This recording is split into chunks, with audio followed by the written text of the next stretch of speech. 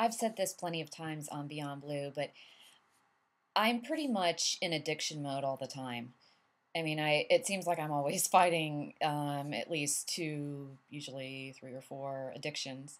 So I thought that I would review my addiction zappers with you all because I've been practicing them this week. The first thing that I do is I tell everybody what's going on.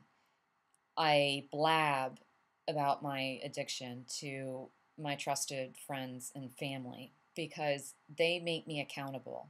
It's just like in 12-step support groups, the meetings, they make you accountable, and also the sponsor, if you choose a sponsor within the program, he or she makes you accountable as well.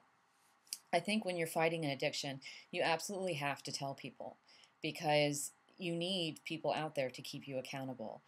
You're going to relapse and you're going to continue your behavior if no one is looking out for you or if you don't have to hide the behavior from them. A friend told me, we were at lunch discussing addiction, and she told me that it always, when she has a relapse or a flare up, it always signals to her that she needs to adjust something in her life. That it's never usually about the object of addiction. It's never about the cigarettes or the booze or an addictive relationship. It's it's about the hole in the soul. It's about what that addiction fills and that usually that emptiness lurking behind.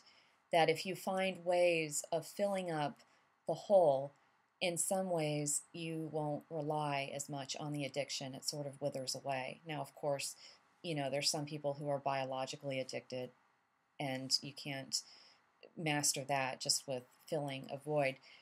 But I think, especially when you're clinging to a person or an unhealthy relationship, that's telling you that something in your life needs attention. And maybe if you fulfill that in the area, that you won't need that person or that object as much. When I'm in enough pain, one thing I always do too is write it down. I've made several notes in my journal in the past. Note to self, do not do this again. This feels horrible.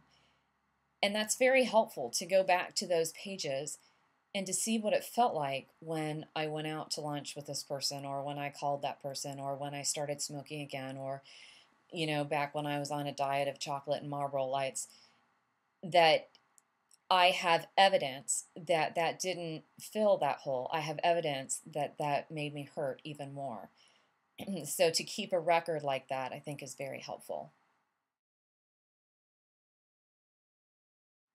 Since I'm so not an expert on this, I go to the experts as well. If I'm caught in codependent behavior, I'll pick up Melody Beattie or one of my other great books on relationships. If I'm caught in an eating frenzy, I'll pick up Potatoes Not Prozac or one of my diet books. If I'm fighting another addiction, I will go to that section of the self-help and pick up what the experts say. I think there's so much wisdom out there, and those books can be your buddies too. Those books can be your friends. They can teach you on the spot. They can be there at 3 o'clock in the morning when you can't pick up the phone and call a friend. And finally, I'll take it to God.